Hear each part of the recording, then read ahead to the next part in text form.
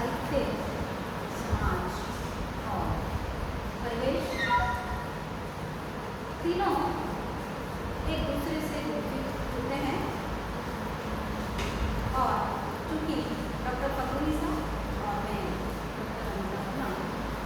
दोनों साहित्य अध्यापन क्षेत्र से जुड़े हुए हैं, तो स्वाभाविक है इस पर चर्चा करना जरूरी है।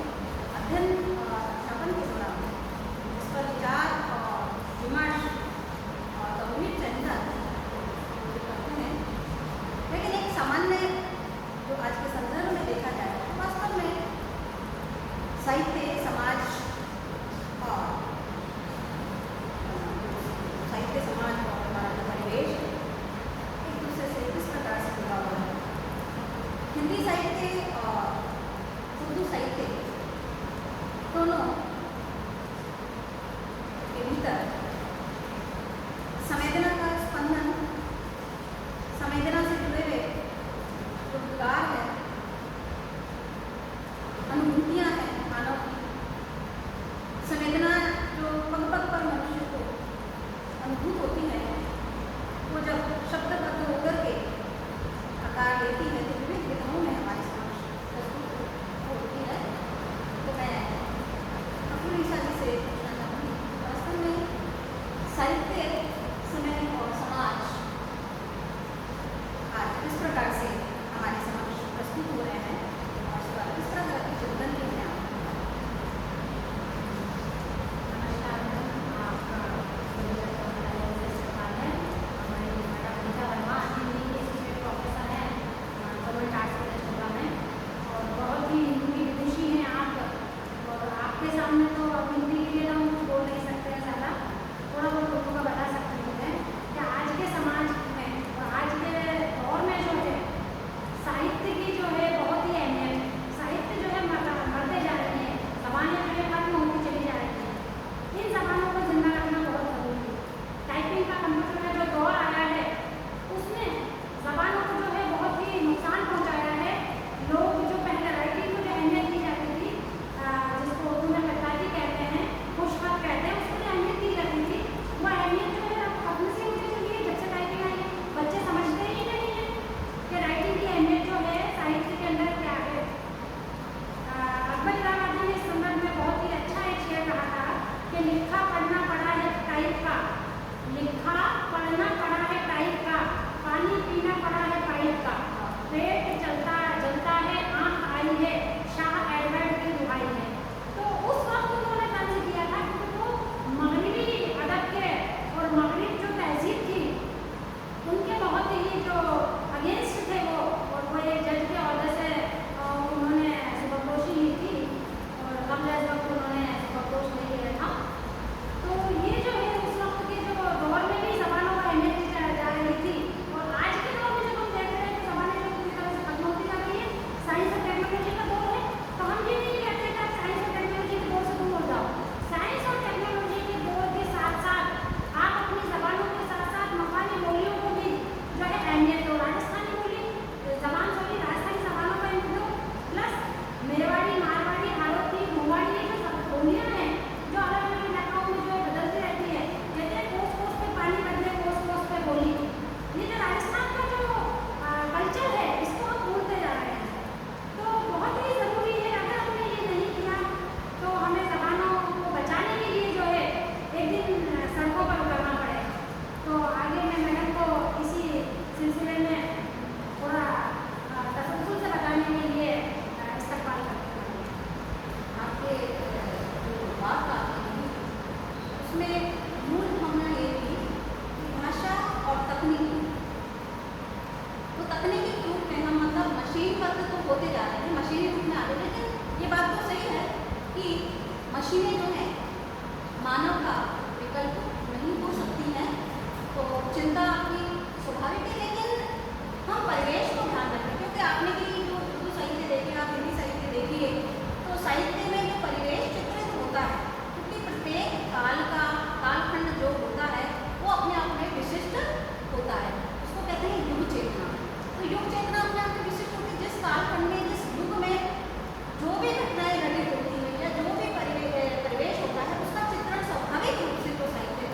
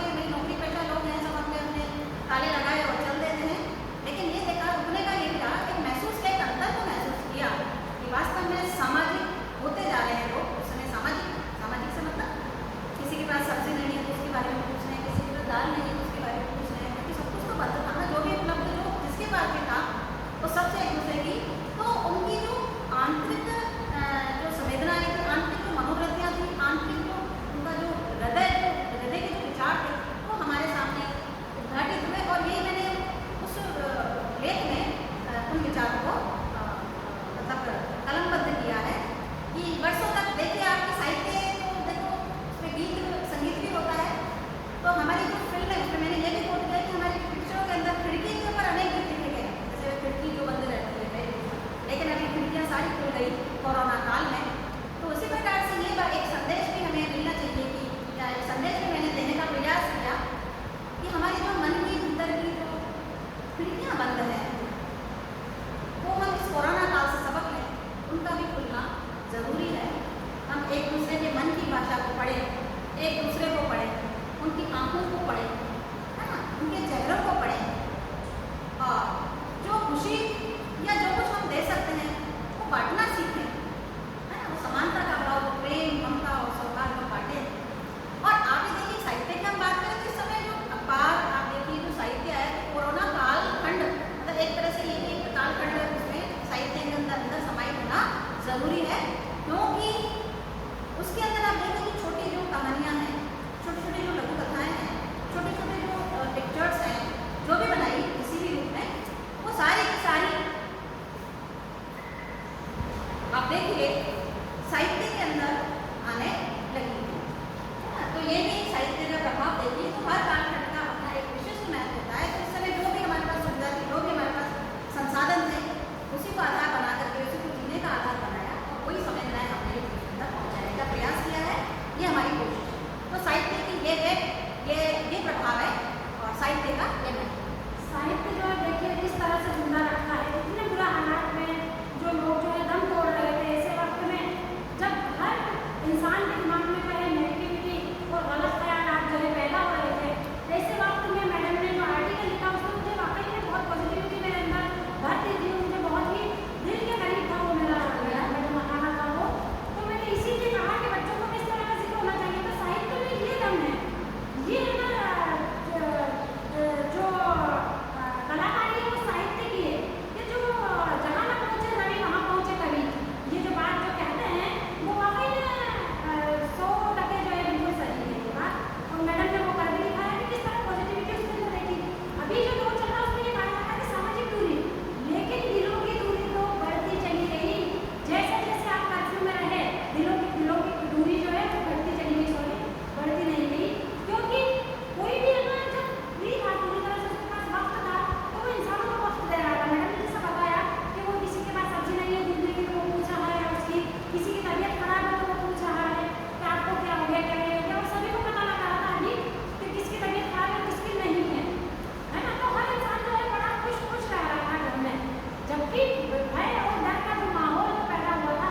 ऐसे दौर में जब खिड़कियों ने एक संबल प्रदान किया, खिड़कियों ने जो है एक ताकत दी इंसान को जिंदा रहने की, उसके अंदर एक जज्बा भर दिया, उसके अंदर एक ख्यालात आ गए, उम्दा ख्यालात। तो ख्याल ही जो है असल में जिंदा रखते हैं आपको। ना पैसा, ना कोड़ी, ना दौलत, ये आपको कभी जिंदा नहीं रखेगी। आप घर में सोफा कर लोगे, आप घर को अच्छा बना लोगे, आप घर को सजा लोगे, संवार लोगे, खुद को सजा लोगे, लेकिन आखिर आप खाली के खाली ही हैं। तो ये जो विचार हैं यही आपको जिंदा रखते हैं। विचार ही सचमुच में आपने बहुत सुंदर बात कही कि विचार आदमी को संबल प्रदान करते हैं, और इस पे निर्भर करता है कि आपके भीतर सकारात्मक विचार है या नकारात्मक। तो इस कालखंड में केवल अच्छी बातें, सकारात्मक बातें जो आपको अपने लक्ष्य तक पहुंचाए, जो आपकी मनस्थिति को एक तरह से सहारा प्रदान करें, ऐसी बातें सोचने की, देखने की और पढ़ने की आज आवश्यकता है। तो साहित्य जो है सृजन का मतलब ही है, साहित्य का उद्देश्य यह है, जो साहित्य समाज के लिए जितना उपयोगी होगा और सदैव उपयोगी होता आया है, और ये हमें एक संबल प्रदान करता है। तो आज के कालखंड में मेरे ख्याल से जब भी एक इतिहास जब आगे लिखा जाएगा, अभी तक जितना इतिहास तो आधुनिकता में उस दौर में जब इसको जोड़ा जाएगा साहित्य के अंतर्गत, तो निश्चित रूप से इस कालखंड में लिखी हुई जो भी समस्याएं हैं, जो भी बातें हैं, जो भी सामाजिक समस्याओं से जुड़ी हुई है, जो कि अभी आप देखिए कि वेबिनार्स तरह तरह के विषयों को लेकर वेबिनार हो, आर्थिक समस्याएं, उसका क्या प्रभाव पड़ा है, पर्यटन पे क्या प्रभाव पड़ा है, पशु पक्षी कैसे प्रभावित हो रहे हैं, प्रकृति कैसी हो गई है, और मनुष्य आम आदमी की जो मनस्थिति है वो किस प्रकार की हुई। विभिन्न प्रकार के जो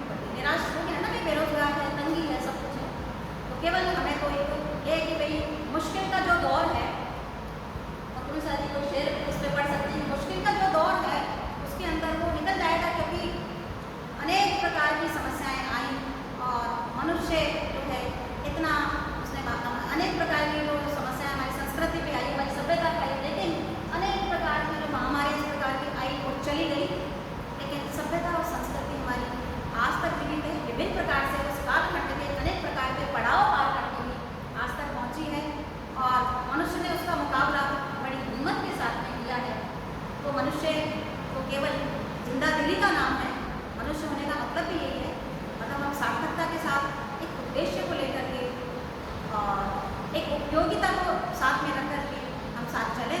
तो साहित्य हमें यही प्रदान करता है कि साहित्य समाज और समय एक दूसरे से क्या होते हैं, विकसित होते हैं, जुड़े हुए होते हैं और ये आपको एक तरह से ताकत प्रदान करते हैं। आप देखिए कई बार हम मन बड़ा उदास होता है तो गीत सुनने की इच्छा होती है, तो गीत और संगीत ये भी हमारे मनस्थिति को बहुत प्रभावित करते हैं। और इस प्रकार से सकारात्मक साहित्य ऐसा नहीं है कि इस कालखंड में जो मुझे बहुत कुछ पैसा लिखा जा रहा है, लेकिन बहुत कुछ हमें सारा प्रदान कर रहा है, बहुत कुछ ऐसी बातें जो हमारे सामने हर मेंबर जो है अपने आप में मीडिया ही बन गया है, जैसे बहुत कुछ सीखने को मिला है। सीखने को मिला है दौर से।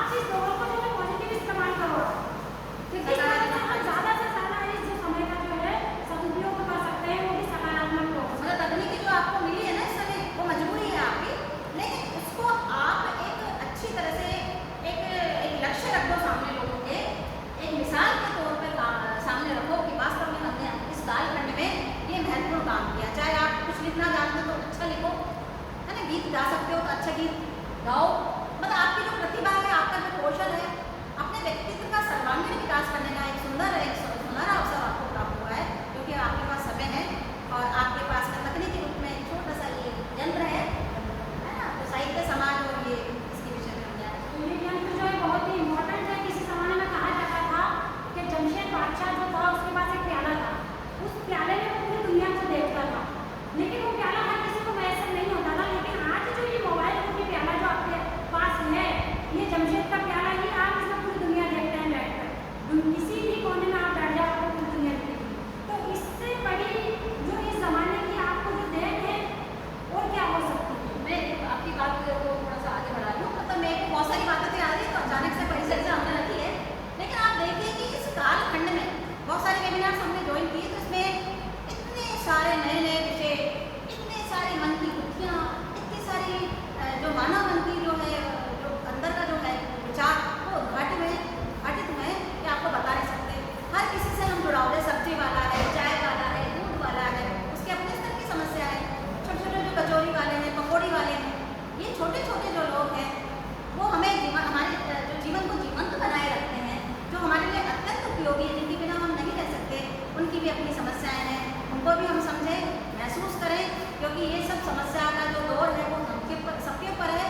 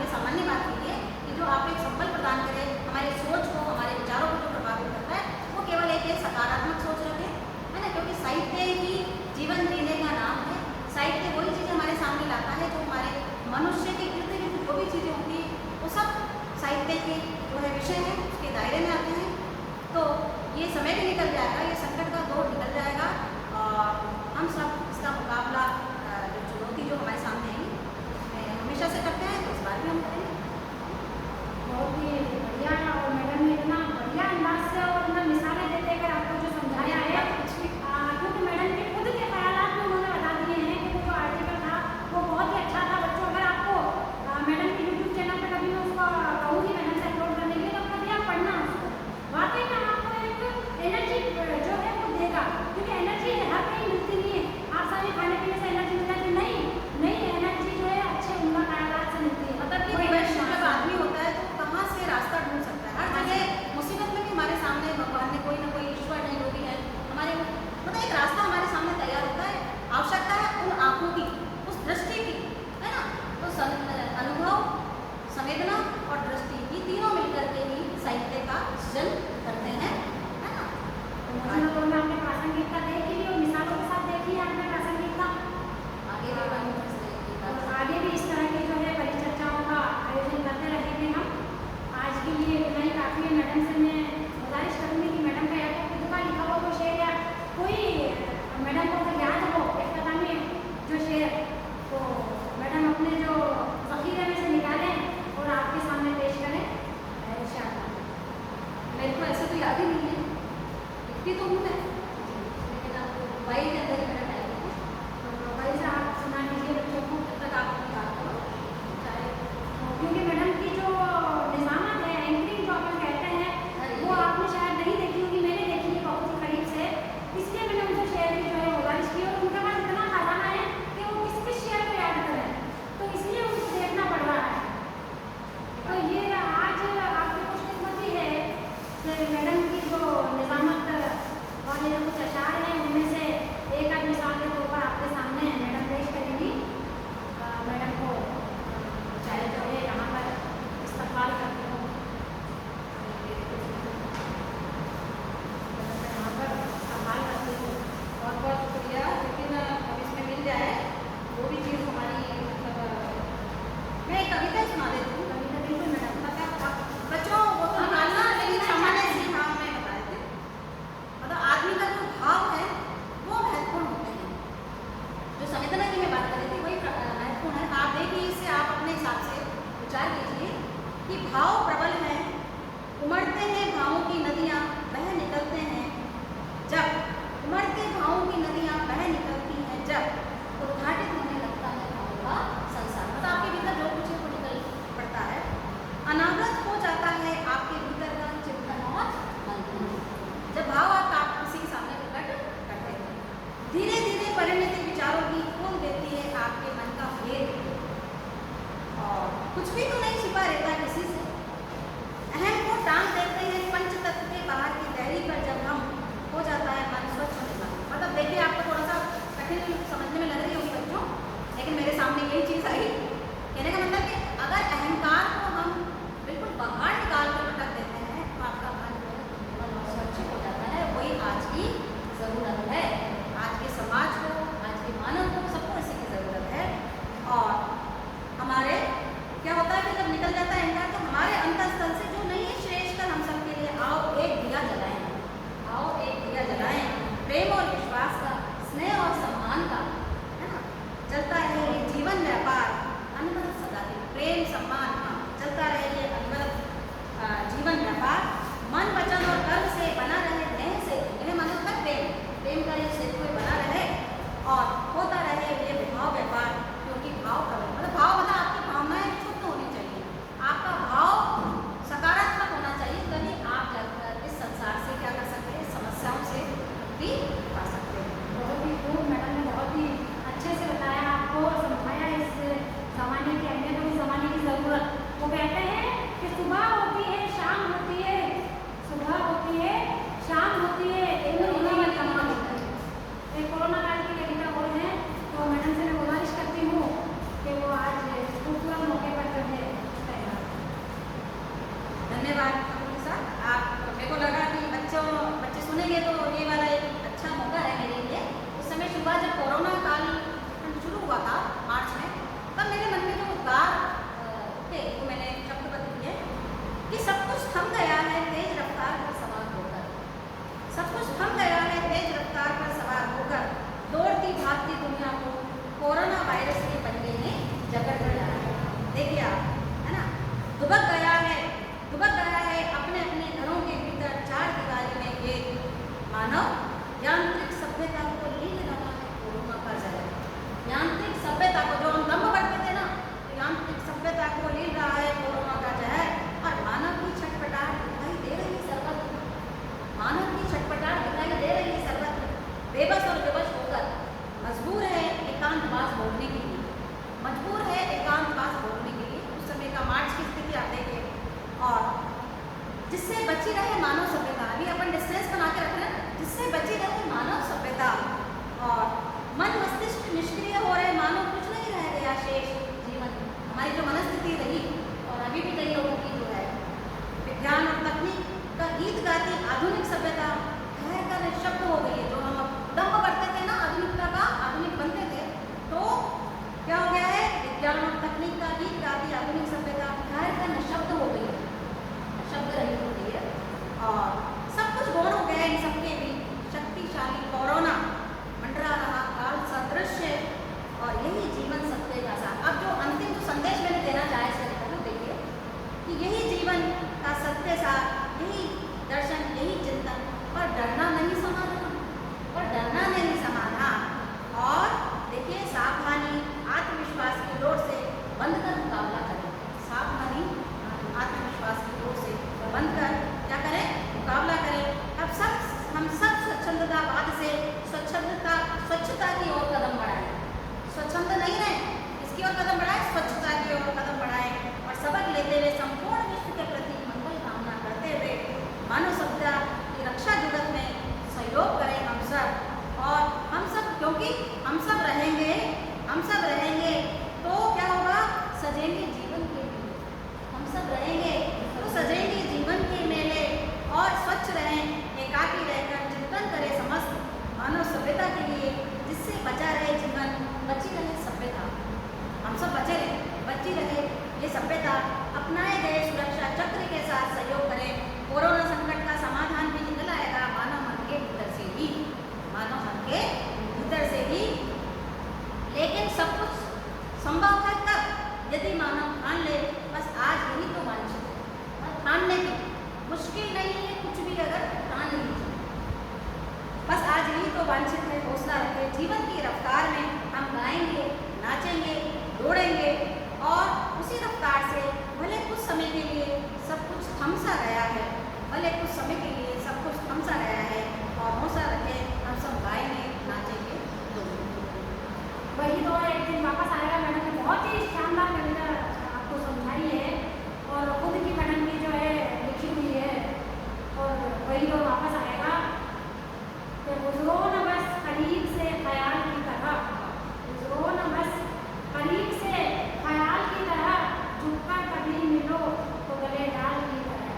डाल की तरह से मिलने का जो वक्त है वो फिर से आएगा। जो तबाक से हम किसी से मिलते थे, हाथ मिलाते थे, तो किसी से फौरन गले मिल लेते थे हम, तो वो वक्त जो है वो भी आएगा। लेकिन हमें इस वक्त में जिंदगी के साथ जीना है, इस वक्त का सामना करना है। दर्द का मुझे एक शेर याद आ रहा है कि जिंदगी है या कोई तूफान, हम तो इस जीने के हाथों मर चले।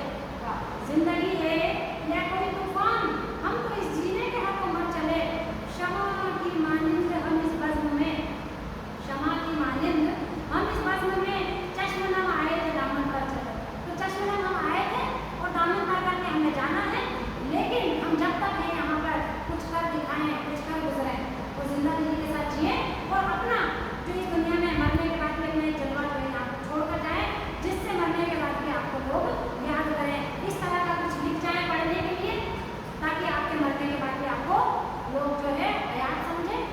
आज जो दर्द को आपके सामने पेश कर रही हूँ, बशी बदल का मैं आपके सामने पेश कर रही हूँ, या निजाम आजमी को पेश कर रही हूँ, तो हमारे सामने आज हयात हैं। बिल्कुल, ये साहित्य, समाज और परिवेश